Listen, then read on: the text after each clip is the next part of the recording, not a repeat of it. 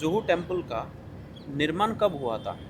श्रील प्रभुपाद जी ने 1972 में श्रील प्रभुपाद जी अमेरिका से आए और बाद में प्रभुपाद जी ने वृंदावन का लैंड लिया और फिर ये जुहू का लैंड लिया और 1972 में फर्स्ट भूमि पूजा किया इस जुहू का लैंड का। बट फिर बहुत विरोध किया, यहाँ के लोगों ने विरोध किया कि कैसे अंग्रेज़ फॉरेनर कृष्ण भक्ति ले रहे हैं और श्रील प्रभुपाद जी के ऊपर डाउट भी कर रहे थे। और ये जो लैंड का ओनर था मिस्टर नायर, उन्होंने भी बहुत डिवोटीज़ को विरोध किया और अंत में कोर्ट केस हुआ और डिवोटीज़ का जीत हुआ और श्रील प्रभुपाद जी ने फिर इस मंदिर का भूमि पूजा भी दोबारा किया और ये मंदिर का formal inauguration after the disappearance of Prabhupada ji के शरीर छोड़ने के बाद 15 जनवरी 1978 में फॉर्मली ये मंदिर का उद्घाटन हुआ। मंदिर का उद्घाटन के बाद 45 इयर्स हो गए। ओके। और अफवाह ये है कि जैसे इस्कॉन का जो फंड है हाँ, वो आउट ऑफ कंट्री जा रहा है, अब्रॉड जा रहा है, इसमें क्या सत्यता कुछ है? ये बिल्कुल असत्य है क्योंकि प्रभुपाद जी का पॉलिसी है कि every temple should maintain itself. Every temple अपना खुद फंड रेजिंग करेगा और सेल्फ सस्टेनिंग मॉडल में, कि हर टेम्पल और हर डिपार्टमेंट इस्कॉन का सेल्फ सस्टेनिंग होना चाहिए और वे खुद अपना फंड रेज करना चाहिए। और इनफैक्ट जो आप देखोगे कि जो वर्ल्ड का लार्जेस्ट टेम्पल जो मायापुर में बन रहा है बंगाल में, at the birth place of lord Chaitanya Mahaprabhu ji, जो चैतन्य महाप्रभु जी के जन्म स्थान में बन रहे हैं, उसमें पूरे वर्ल्ड से फंड्स आ रहा है। तो ये बात बहुत कहना गलत है और जितने भी इस्कॉन के प्रोजेक्ट्स हैं उसमें पूरे वर्ल्ड से इंडिया में फंड्स आते हैं। इनफैक्ट इस्कॉन में, इंडिया में इस्कॉन के थ्रू बहुत कंट्रीज से फंड आ रहा है। ओके। अभी इस्कॉन में गया हूँ, प्रसाद फ्री में देते हैं। हाँ। तो वो कुछ चार्ज नहीं करते हैं, फ्री में प्रसाद देते हैं। एक बार श्रील प्रभुपाद जी ने मायापुर में देखा था कि कुछ बच्चे फूड्स के लिए डस्टबिन, जो जहाँ पे बहुत सारे बचे हुए फूड्स रखे थे, वहाँ पे लोग फाइट कर रहे थे। Dog and some childrens were fighting for some rest over food. कुछ बचे हुए फूड्स के लिए फाइट कर रहे थे। प्रभुपाद जी को अच्छा नहीं लगा और प्रभुपाद जी ने बोला कि फूड फॉर लाइफ मूवमेंट चालू करना है। और आज पूरी इंडिया में इस्कॉन 40 लाख बच्चे को daily mid day meal program कराती है और हर इस्कॉन सेंटर में श्रील प्रभुपाद जी ने कहा है कि 10 माइल रेडियस, इस्कॉन मंदिर के 10 माइल रेडियस में फ्री प्रसादम होना चाहिए। श्रील प्रभुपाद जी की इच्छा है। तो जो भी भक्त इस्कॉन के मंदिर में आते हैं उन्हें एक दोना खिचड़ी प्रसाद तो ज़रूर दिया जाता है। हाँ, ये तो मैं सालों से आ रहा हूँ और ये सालों से चलती आ रही है। इस्कॉन के स्टैंडर्ड टाइमिंग है, सुबह 3:30 बजे भक्त उठते हैं और 4:30 बजे मंगल आरती होता है और उसके बाद 5 बजे से लेकर 7 बजे तक भक्त जप करते हैं। जप के बाद श्रृंगार आरती होता है, उसके बाद गुरु पूजा होता है, उसके बाद श्रीमद् भागवतम के ऊपर लेक्चर होता है इंग्लिश में। हर इस्कॉन सेंटर में मॉर्निंग क्लास इंग्लिश में होता है। उसके बाद सब भक्त प्रसाद खाते हैं और 8 घंटा सेवा करते हैं।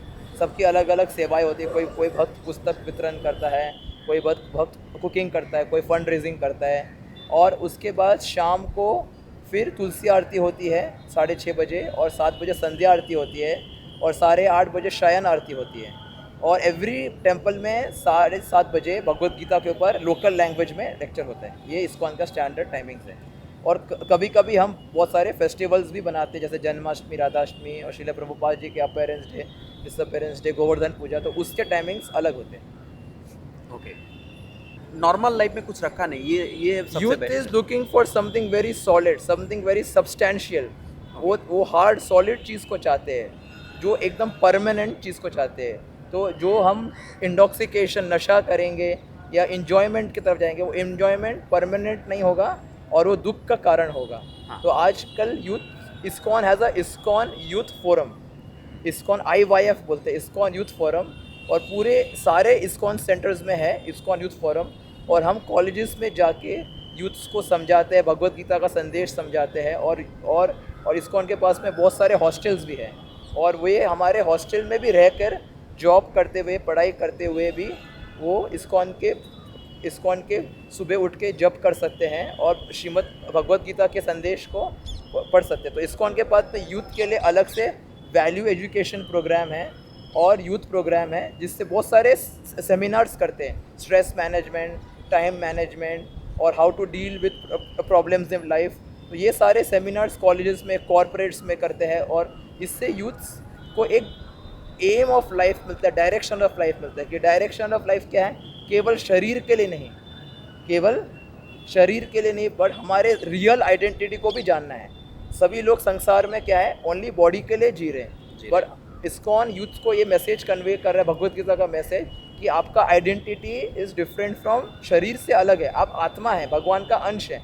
तो आपको आत्मा और भगवान को भी जानना है और ऐसे जीवन जीना है जो समाज के लिए भी पॉजिटिव है और आपके असली आइडेंटिटी को जानना है। जब तक आप असली आइडेंटिटी को नहीं जानोगे तो आप कभी सेटिस्फाइड नहीं होगे। आप कितनी भी शरीर को आगे बढ़ाओगे, शरीर को नेम फेम आगे बढ़ाओगे, बट आप कभी सेटिस्फाइड नहीं होगे।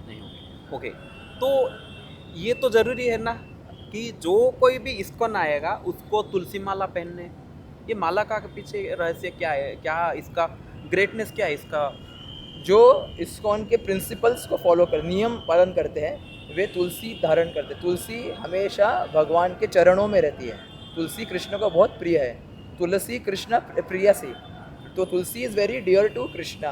तो one who takes the shelter of Tulsi Maharani, one who takes the shelter of Krishna, तो वो सारे दुखों से दूर हो जाए, क्योंकि भगवान सारे दुख को दूर कर देते हैं। श्रीमद् भागवतम के लास्ट श्लोक में लिखा है कि जो भगवान को नमस्कार करेगा उसे भव सागर के, ये मटेरियल वर्ल्ड के सारे प्रॉब्लम्स से दूर हो जाएंगे। तो Tulsi is always at the lotus feet of Krishna. तो we are always taking the shelter of Krishna. We are wearing tilak and Tulsi. तो तिलक में भी दो लाइन है, भगवान के चरण कमल है, और जो ये नीचे का पार्ट है वो तुलसी देवी है। तो हमेशा हम भगवान के चरणों को ध्यान करते हैं। भगवान के चरणों को ध्यान करने से आपको सारे मटेरियल और स्पिरिचुअल पावर प्राप्त होता है। ओके, तो आपने कुछ महसूस किया, आपने बचपन से लिया कि?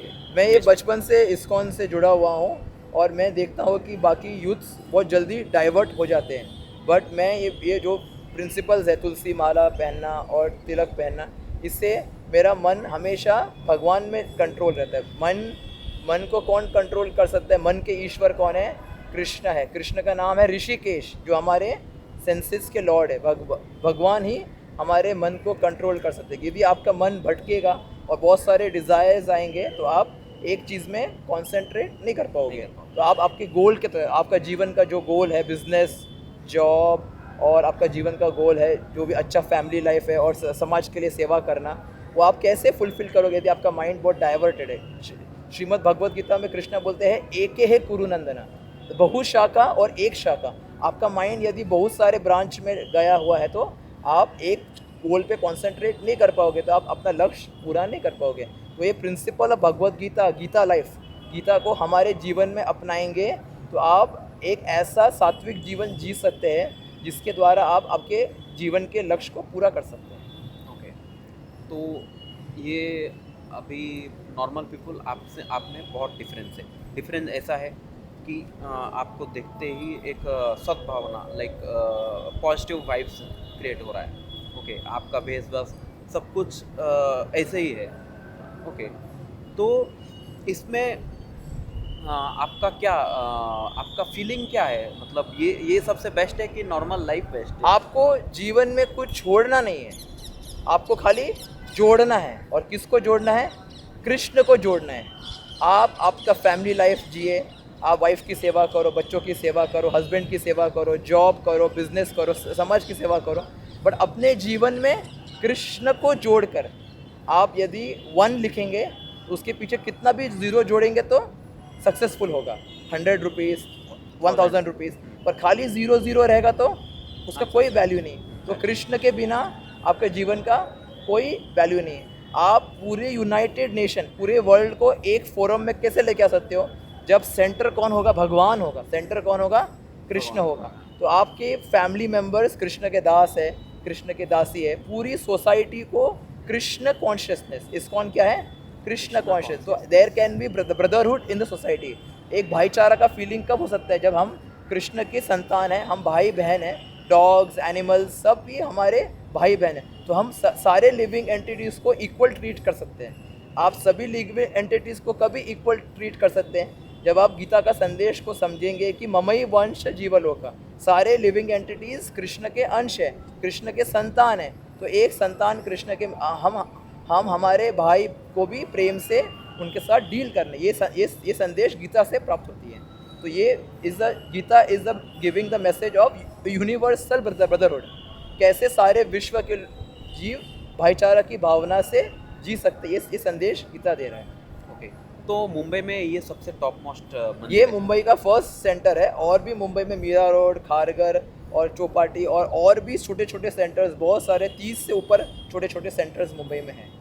लेकिन ये मेन ब्रांच है और सबसे पुराना श्रील प्रभुपाद जी के लिए ये टेम्पल बहुत प्रिय था। प्रभुपाद जी ने अनेक समय इस टेम्पल के लिए बहुत विरोध, जब ये मंदिर बन रहा था बहुत विरोध हो रहा था, पर प्रभुपाद जी ने बोला कि यहाँ हमें मंदिर बनाना ही है।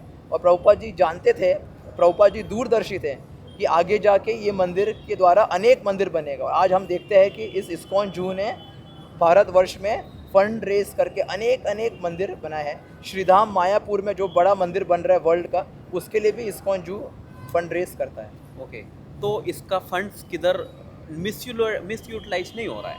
ISKCON is doing lots of social activities, जैसे इस्कॉन गरीब बच्चों के लिए फ्री फूड देते हैं। अभी इस्कॉन ने पालघर एरिया को अडॉप्ट किया है, 30 विलेजेस को अडॉप्ट किया है, और हम पालघर के 30 विलेजेस को मेल न्यूट्रिशन फ्री करेंगे। ऐसे एजुकेशन प्रोग्राम्स हैं, कितने सारे इस्कॉन के हॉस्पिटल्स है, स्कूल्स है, कॉलेजेस है, और हम कॉलेजेस में जाके सेमिनार्स करते हैं, कोर्सेज करते हैं। हमारे मंदिर में भी अनेक शास्त्र के कोर्सेज होते हैं, राइट, और सीनियर सिटीजन्स के लिए प्रोग्राम होता है, और लेडीज़ के लिए प्रोग्राम होता है, किड्स प्रोग्राम होते हैं हमारे, और हम अनेक सोशल एक्टिविटीज़ करते हैं। हम आदिवासी इस्कॉन के ट्राइबल मिनिस्ट्री है, तो हम आदिवासी एरिया को भी डेवलप कर रहे हैं। आप पालघर साइड पे जाएंगे तो इस्कॉन के पास में बहुत सारे आदिवासी लैंड लिए हैं, और उनको भी स्किल डेवलपमेंट दे रहे हैं। तो ISKCON is largely engage in developing of the society in very large way, and ये फंड्स समाज की सेवा में लग रहे हैं। But the Krishna is in the centre, main M is Krishna is the centre, and this is the society of Krishna. Okay, तो अभी ये मंदिर का कोई ओनर नहीं है, लाइक अभी ये मंदिर कुछ फंड रेज से बना, हाँ?